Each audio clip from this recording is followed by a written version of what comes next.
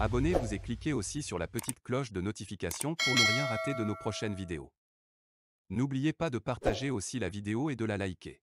Afrique N24. Togo. La diversion érigée en mode de gouvernance. Tous les gouvernements qui se succèdent sous la présidence de Faure Gnassingbé ont le mérite d'être très ingénieux en innovation de projets dont les impacts sociaux réels sont rarement visibles. Programme de volontariat national, Provona.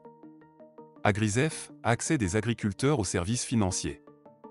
Agisef, accès des jeunes aux services financiers. Programme national de développement, PND, etc.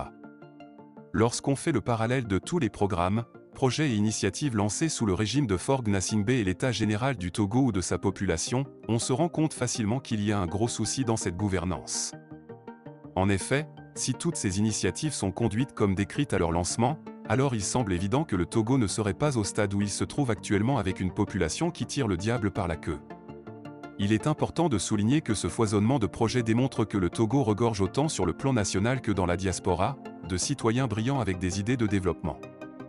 Mais alors, quelles sont les raisons de l'échec de ces différentes initiatives? Car en réalité, si ces programmes ne disparaissent pas au fil du temps, généralement, ils deviennent des vestiges dans le gros musée des gouvernements de Faure Gnassingbé. Le PND qui faisait la pluie et le beau temps, il y a seulement quelques mois, semble déjà avoir du plomb dans l'aile.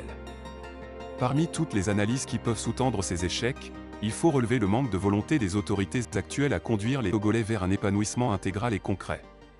Ces projets apparaissent au final comme de la poudre aux yeux.